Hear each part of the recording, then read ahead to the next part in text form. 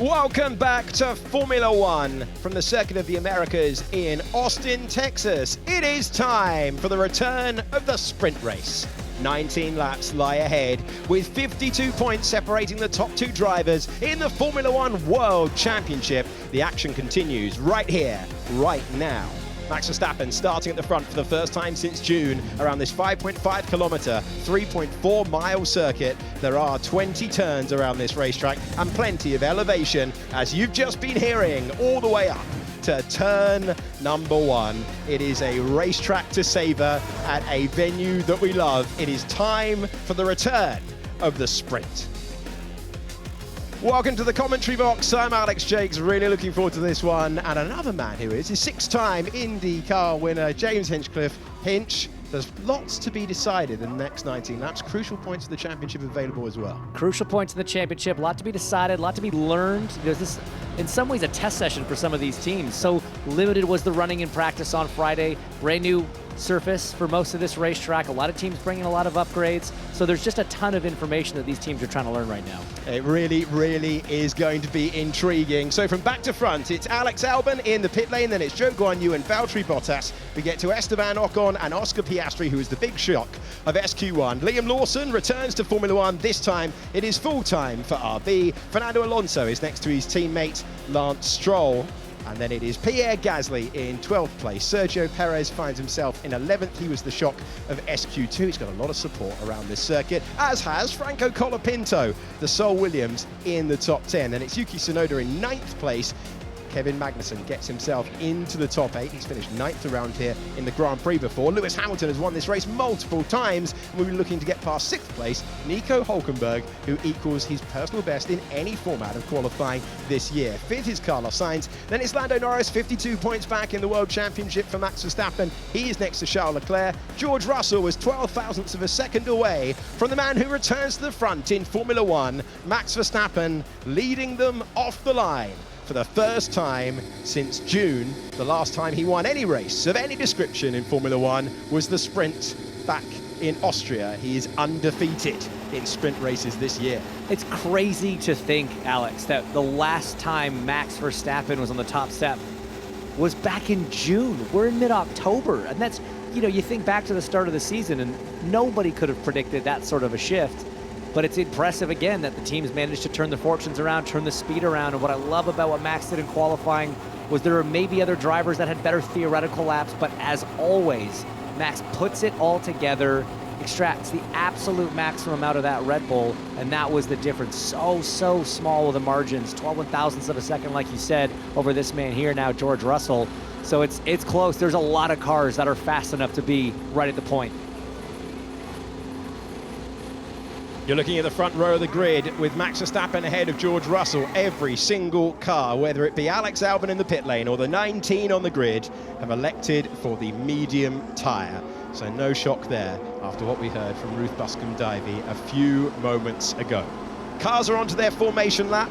We have two races at Austin this weekend, the sprint and the Grand Prix tomorrow. If you're outside of, say, the top 12, you're going to learn a lot in this race, especially if you're Liam Lawson, who returns, shuddering off the line, but back in Formula One. The top 8 score points in this one, 8 points for our winner, decreasing by 1 all the way down. You've got Russell searching for his first win since Austria as well. He won the Grand Prix. Max Verstappen won the sprint. You've got Charles Leclerc trying to win Ferrari's first ever sprint race. They've never triumphed in this format. We've had it for a couple of years. And Lando Norris looking for a fast start. He led a number of laps last year in the Grand Prix, but the fortunes have turned, and at a crucial junction. And this weekend feels like such an important part of the World Championship picture. It is Max Verstappen who delivered, but he said there was more in the car. Everyone believed there was more in the car. They've had a whole evening to digest the data and make improvements. Well, one of the big things about that format and the way that the teams ran it, having to go medium, soft, as we hear quick Hamilton radio. Something's clicking when I brake, front right wheel. Okay, stand by. A bit unnerving for a driver on the reconnaissance lap, on the formation lap, when you have sounds that shouldn't be there in your race car.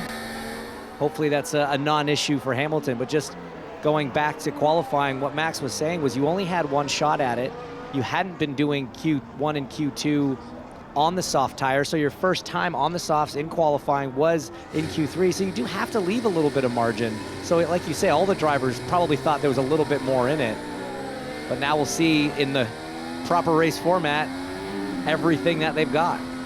Lando Norris with chrome on the car. That's the era of McLaren livery that he grew up watching. He is trying to become McLaren's first world champion since Lewis Hamilton back in 2008. McLaren trying to win the Constructors' Championship for the first time since 1998, and that is a sight for all the Max Verstappen fans around the world. They're cheering him in the grandstand. There's plenty being cheered there in the grandstand, but Max Verstappen past our commentary box as the lead car. He will lead them off the line. Remember, he was fastest in Q3 when he found himself at the top of the pile in Spa, but took a penalty that day because of engine components. So this is the first time he's lined up in P1, and it isn't a race of damage limitation for him. It's a race on the front foot. What can Haas do? It is tight in the midfield battle, and it is going to be so interesting to see who is able to profit off the start. And it is a turn one, James Hinchcliffe, where there is an opportunity for a lunge to the inside. It's almost a guarantee, Alex. It's such a wide entry into turn one.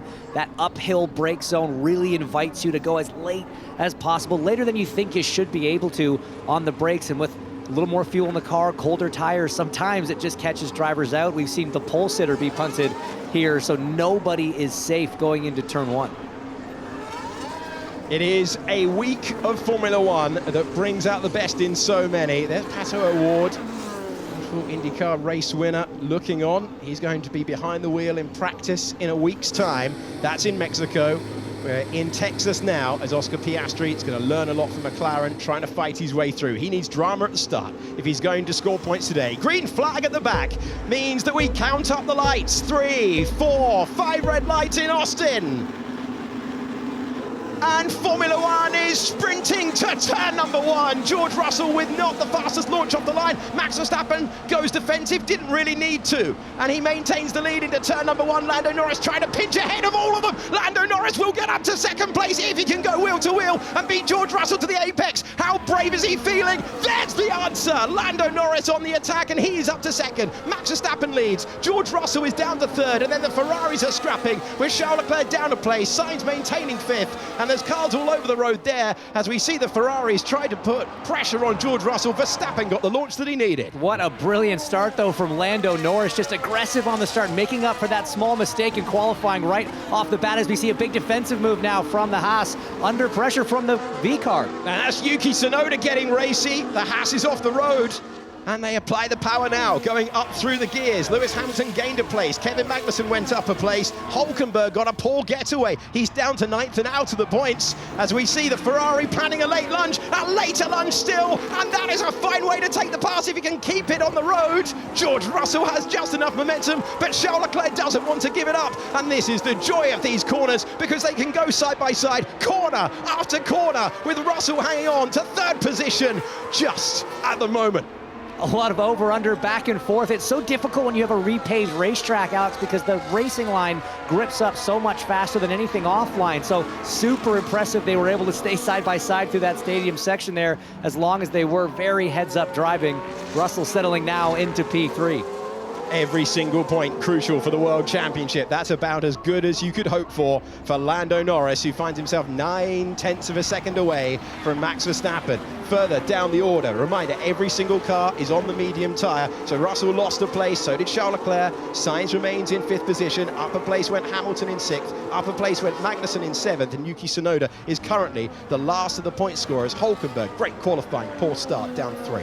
Yeah, pretty untypical, but atypical there for Hulkenberg. He's so good on a Saturday, but he usually gets off the line pretty well, can be racy in those first laps, so that's going to be a disappointment for him to be falling out of the points. Tsunoda, on the other hand, up again, and this driver has never not scored points here in the Grand Prix, at least in Austin. One of his best tracks, at a very crucial time in the championship for that team as they are battling the likes of Haas in the Constructors' Championship. Okay, DRS now enabled. This is one of 2 DRS zones around the racetrack, and you can see that the Ferraris now are going to provide our entertainment down to turn number 12. Carlos Sainz knows he's racing his teammate, but this is a man leaving the team at the end of the year, and Charles Leclerc stays ahead for the moment. It's getting very tight in the background. We saw cars over the road, and I think Hülkenberg was able to get up to 8th position past Yuki Tsunoda. Did he do it legally? Late lunge and position change for Carlos Sainz. We're getting so much entertainment today, but it doesn't stick. Charles Leclerc retakes the place, back up to 4th. Couldn't get the power down on the exit of 15, try as he might. Had to be mindful of track limits as well, and Leclerc able to just pull that over-under, get the position back. But these two absolutely going at it at this sprint, this phase of the sprint race. I love this. We've still got so many points up for grabs in the World Championship of 2024. We did see last year, Hinch, that when it got to the end of the season, it got more and more aggressive, and it's happening again. Sainz and Leclerc putting on a show. Sainz got to the apex first, but again, the up and under works for Charles Leclerc. So frustrating from the driver's seat when twice in a row, almost 3 times, you get that move done just to be passed back on the exit. Leclerc doing a great job of squaring off the entries, making sure he's nice and straight on those exits, can get that power down and pull back in front, but he cannot rest. He still wants to try to pull enough of a gap that Carlos can't make those moves. It's just costing both of them some tire life and a little bit of a gap to Russell in front. Magnussen has been noted for leaving the track and gaining an advantage. I can tell you that Yuki Tsunoda, who was momentarily behind Nico Hülkenberg, is now ahead. So we'll try and clear that up for you with the replays in a few moments. We're into the DRS zone once again. There is your race leader, Max Verstappen, back out in front in Formula One. Lando Norris finding himself 0.6 of a second away. And the never-ending story continues between the 2 Ferraris, who are scrapping like we saw in the Chinese Grand Prix, the sprint race at the Chinese round earlier in the year. When it got so close, it turned into contact. It's like it was a bungee cord on the back of Leclerc's car that's just hanging on his sign, pulling him forward, giving him a shot at a pass, just unable to make it stick so far. Let's listen to what Leclerc has to say. We've got to try and come back on the others if possible. Copy. Do you want to translate that from driver to viewer? Little strategery talk there. I assume that, I'm not sure exactly what he means by that. I'm assuming it's probably a coded way of saying, hey, let's stop racing each other and focus on the cars in front. As Verstappen takes the fastest lap of the race so far, but Norris just hanging on to that DRS range, 0.9 of a second behind. It's oh so close to being broken, and then I fear Verstappen will just be able to sort of run off into the distance on a bit of a Saturday afternoon stroll. Let's go back to the start of the sprint when the 5 red lights went out. This is what it looked like off the line. George Russell did not get the best reaction, but there was a defensive move there from Max Verstappen. Watch the McLaren of Lando Norris. Inside of a 3-wide situation there with the Ferraris, but Russell just very slow off the corner. Sainz on the outside along or behind him was just balked. He had a very good momentum, probably could have gotten around Leclerc right then and there had it not been for the Mercedes just getting a slow launch off of the corner in turn 1. It wasn't an aggressive move from Norris by any stretch. If anything, Leclerc was pushing his teammate out a bit. It made it nice and easy, gave him lots of room, held it on the outside there of turn 2, and then it was advantage Lando into the S's section. This is his teammate Oscar Piastri further back, started down in 16th. You just see it. It's like a moving parking lot going into that first corner. 3 wide, so easy to just have a little bit of contact, maybe break an end fence, cut a tire. Everybody playing nicely, though, in this sprint race. Well, Tinch was expertly talking you through the start replays. Oscar Piastri got up to 13th position, and if Charles Leclerc wanted the lunges to stop, they did not. Carlos Sainz again at turn number 12, able to get ahead, and Charles like, I'm trying to catch the guys in front. But this is racing, this is Formula One, and we've seen some great entertainment so far at the start of the sprint. We talked about the DRS gap. We talked about Max Verstappen trying to break the momentum of Lando Norris. He's done so. That gap is now over a second. Yeah, it's going to be important for Max. It doesn't let him relax by any stretch, but it does just take a little bit of that pressure off going into turn 1, going into turn 12, knowing that Lando doesn't have the massive speed advantage that DRS gives you. I just love watching a Formula One car through this section. So fast, so committed. The change of direction, absolutely incredible at the speeds they're carrying all the way from turn 3 to turn 9. Absolutely no rest for the driver, no rest for the tires. That is a section you can easily overheat with Pirellis. Now let's go on board with Sergio Perez, and this is going to be on lap number 2. That was so close between Sergio Perez and contact. and hearing that Kevin Magnussen had to give the position to Yuki Tsunoda. The Ferraris are at it again. Once more, Carlos Sainz has the ability to stay within DRS, has the ability to make that late move, and has the ability to do it lap after lap after lap. And look at George Russell. He had set the first, and once again, Sainz finds himself trying to be slow on the apex, trying to force his teammate off the road. Is that the moment for Carlos Sainz to get through? They will increase their speed, and this time Sainz will get ahead. And if Charles Leclerc was miffed before, and he was, it's going to be far worse the next time we hear from him on the radio. Carlos Sainz is up to 4th. George Russell is putting pressure on Lando Norris for 2nd. That was brilliant driving. It was this beautiful mix of aggression but calculated. He knew if he did the same thing down into turn 15 he did last time, Leclerc was just going to pull the over-under once again, as now Charles looking to fight back on the inside of turn 1. But instead he parked the car up a little more, forced Leclerc to go around the outside, and made sure that he was off the racetrack. Poor traction out of there, but still had to hang on pretty aggressively on the outside of that triple apex right-hander. So that the mixture of, like I say, bravery, but a calculated approach, that was a beautifully executed pass. So I believe that Kevin Magnussen was told to give the place back to Yuki Tsunoda, did so, and has now repassed him. Let's go and get them right. Let's go. So Sainz, after attempt after attempt after attempt, was able to get by. What about George Russell as the Brits battle on the back straight? It is going to be close into turn number 12. Lando Norris trying to hang on, trying to lose just 1 point to Max Verstappen in the World Championship standings, but the Mercedes has a raft of updates, has a new floor, and it's unlocked performance. It's a new front wing on the McLaren, and it's getting close once again. There's no chance to go the long way round there because you'll be elbowed off the road. George Russell knows it. He will be shown off the road as predicted, and he's having to wait. He's putting the pressure on Lando Norris in an enormous way, and that's what happens if you follow at speed. And that's just it. Lando Norris left a little bit of room on the inside for George to have some clean air on that front wing, but then mid-corner cut down directly in front. And that just disrupts the airflow onto the front wing of George's car so aggressively he had that big snap. Verstappen potentially damaging his rears a bit more than we are. I wonder how they know that. That's a very specific thing to say. I don't know if that's just visual or there's something more to it. Ruth Buscombe-Divey in Strategy Corner, enlighten us how the teams would know that. So we get GPS of all other cars out there, and what they're doing is they're seeing how Max is not saving as much through those high-speed S's 3, 4, 5, 6, and they are lifting more. That means, relatively, they think he's putting more energy into the tyres. At the moment, it doesn't seem to be bothering Max very much. We'll find out by the end of this 19-lap stint if it is a problem or not. Thank you very much, Ruth. The Ferraris aren't separated by much as they boot it out of turn 11 and make their way into this DRS zone. Plenty of entertainment already. They're all on that medium tyre. It will be a range of compounds tomorrow in the Grand Prix when we'll run a distance of 56 laps. So you're looking at 2nd, 3rd, 4th and 5th in the same picture. This is the other McLaren. Oscar Piastri given a difficult task of making his way through the field after going out in SQ1 earlier on, the first session that we ran yesterday after his time was deleted for track limits. That is an easy pass into turn 12 for him. He's up to 12th. He's making good work of it. I mean, there's only so much you can do, especially if you're in that DRS train. You saw that Stroll in front of him had DRS from the car in front. Franco Colapinto, who now is who Piastri will be focusing on trying to get around.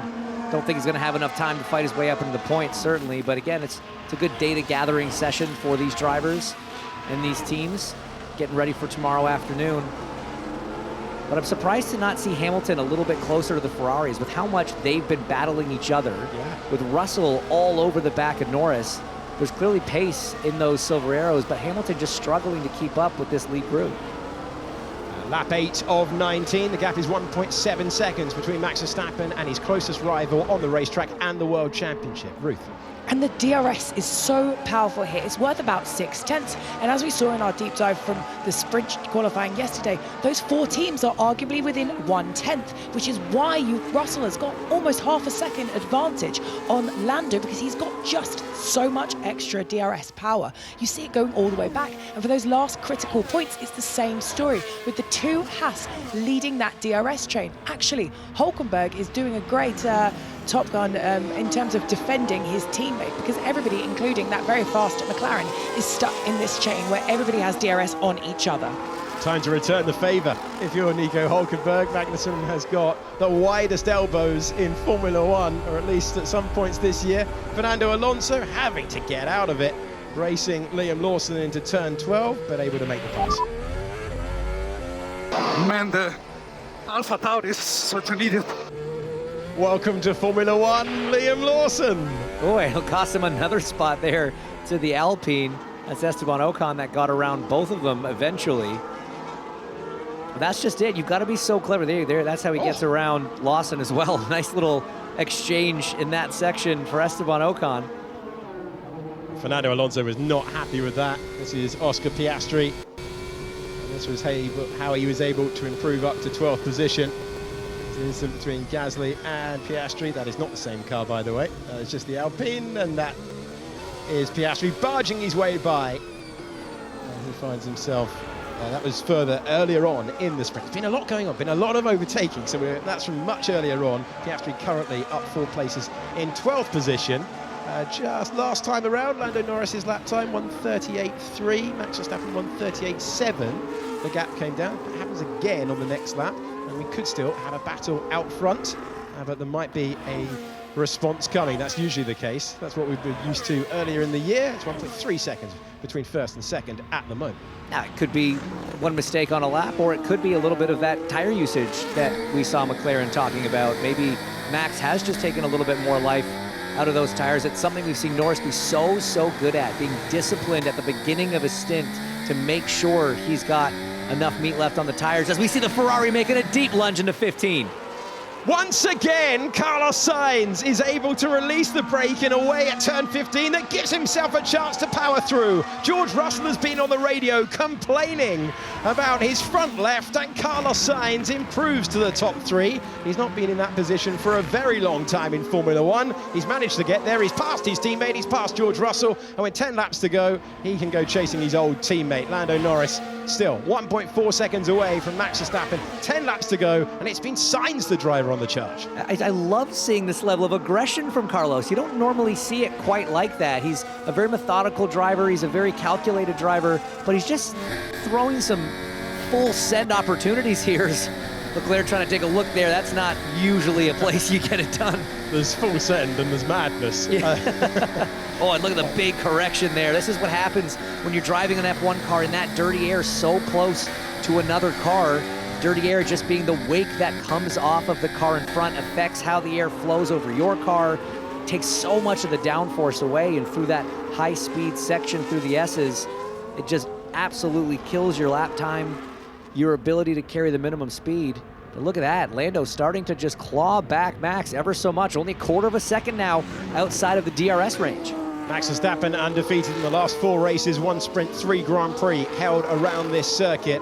He has led every single lap of the sprint format since he took the lead on lap 8 in China earlier in the year. Can Norris get the gap down under a second? Front left is toast. Told you he's complaining about the front left. One Ferrari got by a lap ago. There's the second one. Charles Leclerc takes 4th place. And this is the corner that's really going to hurt you there through that triple apex right-hander. It just really punishes the left front tire, as does that S's section. But again, this is super important information for these teams for tomorrow afternoon, learning how the balance is chewing up the different tires.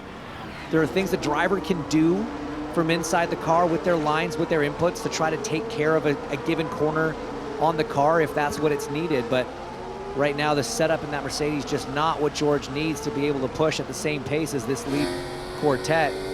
And now back in lockstep with his teammate Hamilton. Piastri lining up Colapinto. Defensive move from the Argentinian. Can he pull up the over-under? No, great traction out from the Williams. Well, the good news for Oscar Piastri is that he's on the attack. The bad news is he's got a 5-second time penalty for forcing Pierre Gasly off the road at turn 12. We showed you the replay of that a few moments ago. And that means a tough race just got tougher. Confirmation of that penalty for the second McLaren in the contest, who's just trying to learn all he can now. His chance of points well and truly done. And what's so difficult about that is with this DRS train, 5 seconds is quite a few positions. Yeah. You know, we've seen so many times in F1 that a 5-second penalty doesn't even affect the outcome, doesn't affect your end result. But in this case for Piastri, it would drop him down quite a few spots. Be a big result for Haas if they can stay in 7th and 8th. And there's an interesting battle brewing behind with Yuki Tsunoda hanging on to 9th position at the moment. Sergio Perez is the next driver trying to get by, and still Colapinto holds off Piastri. It looks like Piastri's learning what Perez learned. Was it in Baku or Singapore? Singapore. This Colapinto guy is pretty hard to pass. He's pretty good at this race car stuff.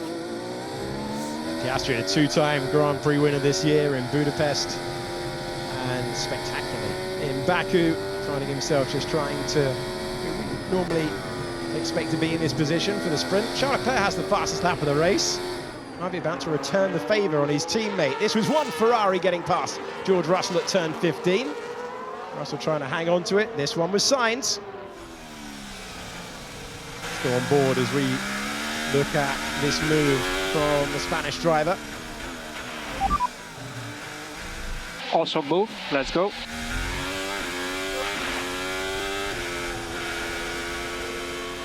And one lap later, the second Ferrari able to do exactly the same thing. And you get the feeling Leclerc and Sainz are going to battle this one all the way to the end. You certainly do. They've been at it since the drop of the green flag, and it's interesting to kind of see Leclerc just follow through with the same move that Sainz pulled off. That Mercedes just really starting to struggle with those front tires, the front left specifically. As we see Piastri now trying to once again line up Colapinto, who does not have DRS anymore, so this one should be a little bit more straightforward. As a defensive move now, Red Bull on V-carb. And it's Perez to the inside of Yuki Tsunoda, able to force his way by. Tsunoda trying to come back. These two scrapping on track, scrapping off track. We still don't know who's going to be in what car, and turn 15 again is providing the action. And then it's jump on the power. Who's got the traction? Perez is going to take the place. Tsunoda wants to keep his foot in, but he's close to the Mexican driver ahead. Very close if you consider the speed that they're going at through turn 19. But Perez finds himself up to 9th place. Great battling between the pair of them, but not for any points. Not for any points yet, but does Perez now have enough pace to try to catch the Haas cars in front? A few seconds down the road. Yuki's not done with this battle yet, though. Massively late on the brakes, locks up the left front, tries to square it off, but he's just added too much distance to cover on the exit there. Perez safe for now. Further back, Oscar Piastri did get past Franco Colapinto, so he's going to join this fun in a few moments. Perez ahead of Tsunoda. Tsunoda keeping his foot in for as long as possible. Out front, you will have noticed, you bright lot, that the gap is now 2.2 seconds between Max Verstappen and Lando Norris. Good laps.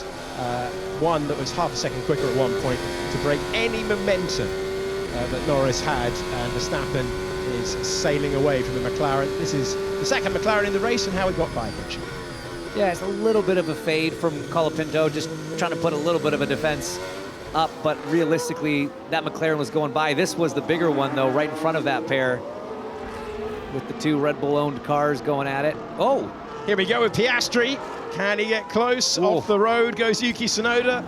He's done well to give that one back, because he doesn't want another 5-second penalty for forcing a car off in the same corner. But now side by side through 14, through 15. Doesn't want to give his team any damage to repair.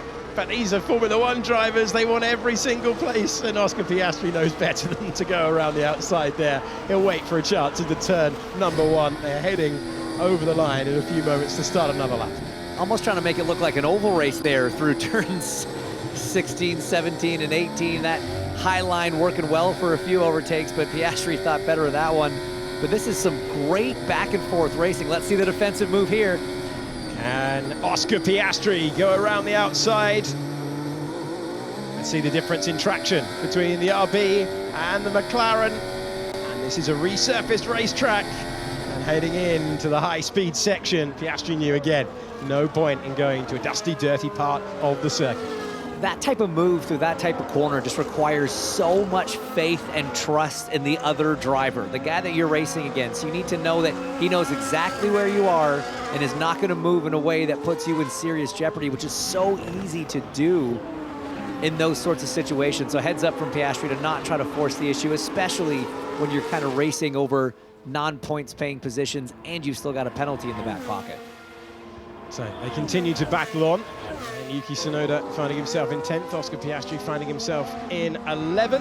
And once again, there's the late defense into turn number 12. Such a great overtaking opportunity out of the DRS zone. And then it's that pinch to the inside of 15 that he will want. They make their way through this slower section. Look at the crowd that we've got around the outside here. And Oscar Piastri trying something different. Gap is always going to disappear. 5 to go. Let's hear from Yuki Tsunoda. Oh yeah, definitely he forced me off. If I didn't go off, definitely you had a contact, for sure. 100%. He was told by the team to give the place back. I mean, gave it back immediately though, didn't he? I didn't know there was enough time for him to even send that radio message before Tsunoda was back by, but it's a very spirited drive, I'll give him that. These two are racing each other hard, but racing each other fair. And that's what I love, is they're not in any way dissuaded by the fact that they're not racing for points. There's only a handful of laps left. This is just, quote unquote, just the sprint race, but it is full commitment from both drivers. We ride on board now with Charles Leclerc looking at the back of his teammate. Norris just up ahead. Just to finish the point on the midfield battle, including the Hasses and Yuki Tsunoda, who we've seen a lot of in the race. RB will be level with Haas at the end of this race if they finish in the positions they're in at the moment. And this was always going to be an opportunity. With Perez out of position, with Piastri out of position, someone was going to profit today in the midfield battle, and it looks like it's the home team with Magnussen and Hülkenberg on for a best ever result in any format. Does Perez have enough time? Is he going to run out of laps? We're on 15 of 19, and we go back to Tsunoda versus Piastri. Yeah, I've been watching that lap time battle with Perez versus the Haas cars. It's not been as much as he needs. Sometimes Hülkenberg there several tenths of a second faster, so that gap really not getting down below that 5-second mark. As we ride on board the McLaren, still trying to find a way past Tsunoda. Easier said than done. When Yuki's got confidence on the brakes, it is a very, very big ask to try to get around him, even with a car advantage to the degree that Piastri has over him right now.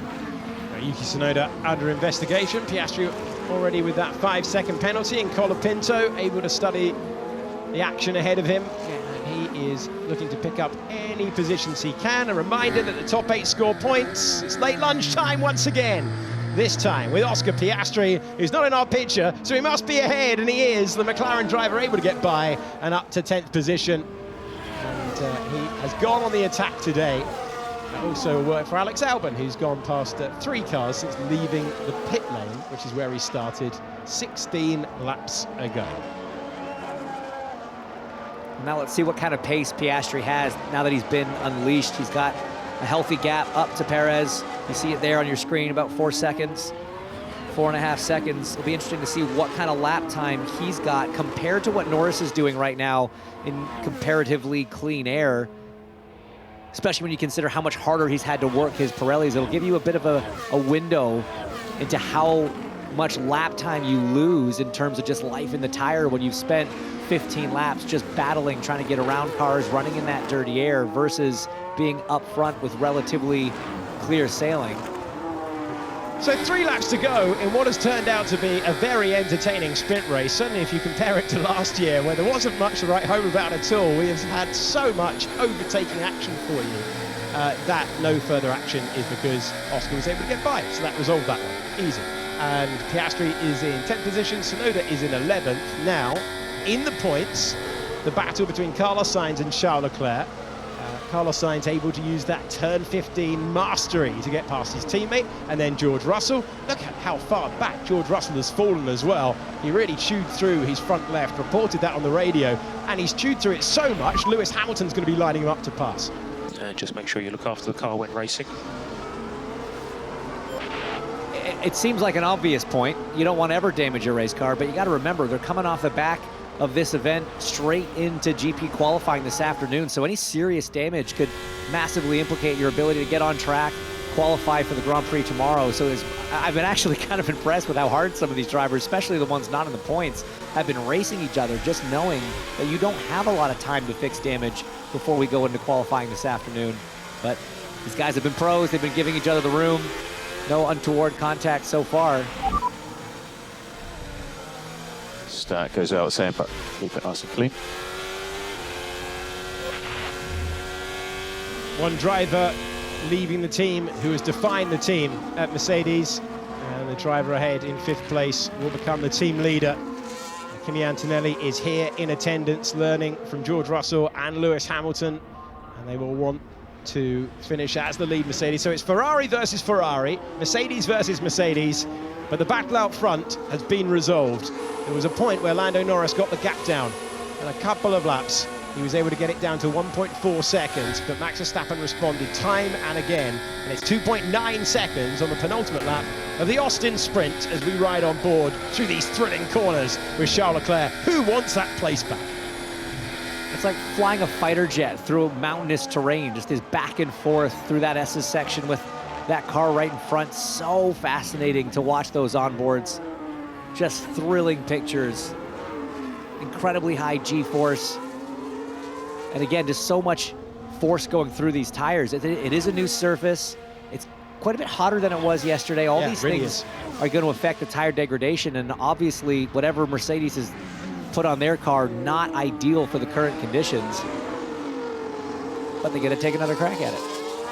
So we're heading on to the final lap with Norris versus Sainz versus Leclerc, and Sainz trying to hang on to a top 3. Has been aided by him catching Strap 5.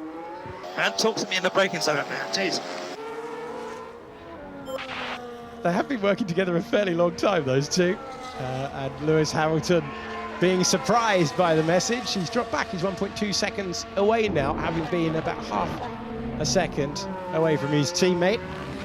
And this is 2nd, 3rd and 4th. Points for pride in the Ferrari team. Points for the World Championship when it comes to Lando Norris. He's got to try and stay in 2nd place on the final lap of the sprint. Verstappen has checked out, but is there an opportunity for Sainz there? Thought about it, but he's conjured the lock-up from Lando Norris, and he's opened the door for Carlos Sainz to climb to 2nd place on the final lap of the sprint. I mean, it's been incredible to see how the Ferraris have caught up to the back of Lando and just been able to hound him 3, 4, 5 tenths of a lap quicker over the last few, closed that gap. It really shows the strength they have on these medium tires. We talked about it at the start of the show in sprint qualifying, Group 1, Group 2. On the mediums, they were so quick. On the softs, they didn't have the pace, but this is the race tire, and just a small mistake from Lando allowed Sainz to go through, and that's the last thing he wanted to see on the last lap of this race. Another point dropped in the World Championship. It will be 54 at the close of play. We started at a 52-point gap.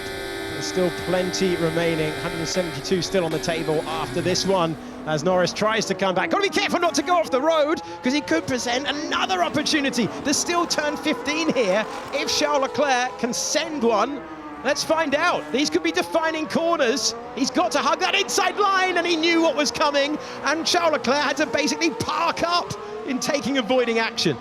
Lando doing exactly what Lando needed to do to cover the position, and Leclerc just managing to avoid contact. These have been strange days for Max Verstappen. He's been in damage limitation mode for so much this season. Say goodbye to that and say hello to him returning to the front of the field. Max Verstappen wins another sprint race in Formula One. Carlos Sainz took 2nd place on the last lap, and Lando Norris held on to 3rd. It was crucial that he did, even with the tyres fading at the end. But Max Verstappen back to winning ways for the first time in Formula One since back in June. The long wait is over. He's triumphed in the sprint once again. Russell beat Hamilton to the line for 5th. Magnussen and Hülkenberg score Haas's best ever result, Grand Prix or sprint, around this circuit at their home race. And that is a fine way to take 3 points for them. They're level with RB. But out front, championship lead extended for this man. Great job, Max. Nice last lap, well controlled. Focus on tomorrow. Yeah, good afternoon, guys. That was much better. Good race. Well done, Max. Very controlled race. Well done, mate. Well, when it's a sprint race, we know who's going to be at the front, but he has had to wait for a very long time. Let's wind it back one lap. This was the start of the final tour. Lando Norris versus Carlos Sainz. And this was just Carlos catching Lando out. He just made him look in his mirror late in the brake zone. He faded to the left without really enough momentum to make the move, but Lando just lost attention a little bit. And then there was this moment here in the 15. Falling under braking. Whoa! Yeah, I'm going to respectfully disagree. I think he stayed exactly on line. He stayed where he needed to.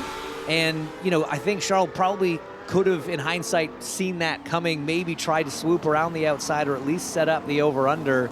But great avoidance. It would have been tragic to have that race come undone for both of them with contact with just a few corners to go. Well, Red Bull had the weeks after Singapore to dive into the data, to understand what they needed to bring, and they have returned Max Verstappen to the front of a Formula One race once again. He has taken another sprint. He has dominated this format in recent times, and it is a 5th consecutive win around the circuit of the Americas. 2 sprints and 3 Grand Prix in a row for Max Verstappen. Yeah, that was awesome, mate. It was. That was a good one. Yeah, some excitement there. Good job. I mean, he's a great one, I'd say. Some solid passes on track against his teammate, against rival team cars. Passing Mercedes on track, passing McLaren's on track. All in a 19-lap sprint race. We've packed a lot into that. Sure did. 3.8 seconds in the end. Max Verstappen triumphed over Carlos Sainz. Lando Norris in 3rd, crucially hanging on to 3rd. But Max Verstappen, well, he did this routinely in the last 18 months or so, but it has been a very varied season. So many different winners, so much action, and some days he's had to make sure that a 2nd place didn't turn into a 5th place. For a driver who's used to fighting at the front, it has been strange times, but it ends here. He's out of the car being cheered by the crowds. P1 once again, and he will go chasing his 1st Grand Prix victory since Spain back in June as well tomorrow, knowing that after 19 laps, no one had an answer. And immediately, you can see even from the body language, he's happy, but his focus has now already switched to this afternoon, to Grand Prix qualifying. That man there, a well-deserved cheer from the crowd. Star of the show in a lot of ways, driver of the afternoon, I think. Charles Leclerc on the radio saying we should try and catch the others up. That call didn't come. And in the end, Carlos Sainz was able to turn 5th on the grid into 2nd. His girlfriend Kelly looks on at Max Verstappen celebrating. They'll all be making their way to Günther in a few moments in front of a huge crowd, which we've come to expect here in Austin. But he always stayed calm, Max Verstappen, in recent times. Budapest was a flashpoint, but in Baku, when things were not going to plan and when things weren't working out in Singapore, he was able to minimize the points lost to Lando. The next F1 sprint carrying that 8 points for the winner coming your way. Not next week, week after, when we go racing in Brazil. Let's hear now from our top 3. They are on the main straight, speaking to Günther Steiner. Congratulations, Lando. It seemed like damage limitation. It's still damage limitation. You started 4th, you finished 3rd, but what happened in the beginning of the last lap that you lost that position? Yeah, I mean, it was a good race. I'm pretty happy with how things ended up. Yeah, it was a tough one. I thought I could maybe hang on to 2nd, but Carlos did a good job, and my front tires were completely finished. So there was not a lot I could do, whether I stayed straight or defended or not. I'm pretty sure I would have lost the position to Carlos. So disappointing end, but I'm happy with the race results and a good amount of points. Yeah, no, your start was very good. Can you explain that a little bit? I mean, you made up 2 places, which was very good. I mean, because normally, you know, that is your... No, there's a few races the starts were bad, but otherwise they've been good. And today was a good start again and a good first corner. So yeah, I did the most I could. I don't think we have the pace on Max or the Ferraris, but yeah, therefore I'm happy to finish third. Okay, congratulations again, Lando. Thank you. Thank you.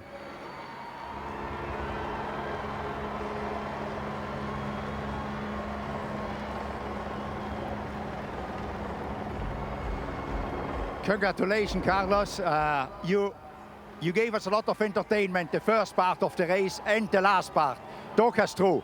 Talk us through, Carlos. It was fantastic to watch you fighting with Charles and George. Yeah, and honestly, they were very fun battles. Yeah, a good sprint. I think if the sprints are like this, you always enjoy them, that little bit of extra action. Yeah, we had a lot of battles, especially the first 5 laps, a lot going on. And yeah, towards the end, I was starting to struggle with the tires, but I saw Lando also struggling, and I thought that if I could get into the RS, I would have my chance to finish in P2. And yeah, we made it stick into turn 1, and yeah, it was a fun one. Do you think if you would have started in pole, you could have won this race? Because you were getting very strong at the end. I mean, you must have managed your tires very well. Yeah, well, the reality is that we didn't manage much the tires because we were in so many battles the whole time that we couldn't really actually focus on tire management too much. And even though we did that, our pace was still quite decent. So it's encouraging to see that maybe for tomorrow we have a good chance. I think anyway in qualifying, our car is still not in the best place, but we will try and qualify as far ahead as possible. Thank you very much, and congratulations again, Carlos. Hello, Max. Congratulations, Max. Max, it looks like you were in control from outside. How was it inside the cockpit? It was not too bad. Yeah, it feels a bit like old times. Yeah, I'm very happy with today. I think, of course, if you look at the whole race, Ferrari was also very quick, but I think for us, finally we were racing again. Normally in the race, we're always looking back behind us, but now we could just do our own race, and yeah, we had good pace. Yeah, and you seem to be like a sprint race specialist. You won 11 out of 16. Where is that coming from, Probably Max? because I don't like it.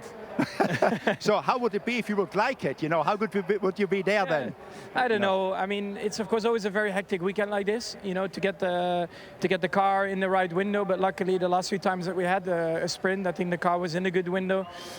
So yeah, there's a bit more pressure on delivering, but luckily it's working out for us. So congratulations again, and the trophy will be presented by Sting.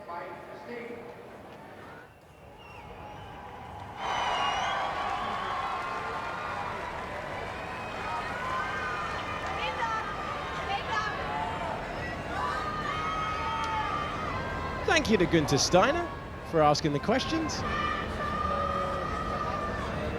And now Sting is going to be dishing out the awards for our top 3, starting with our winner, who shows his first victory silverware since back in June to the crowd, and Carlos Sainz would have enjoyed that one. He was saying earlier in the weekend he's desperate to get a podium and maybe one more victory for Ferrari before he departs the team. Lando Norris happy to be in the top 3 by the sounds of things. And McLaren elected not to bring a comprehensive update to this Grand Prix, just a new front wing for Lando. And they will try and improve. Smiles all round for the top 3 then.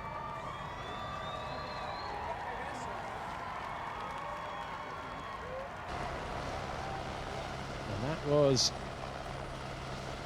an action-packed 19 laps and a triumph for Max Verstappen after waiting a long time for it.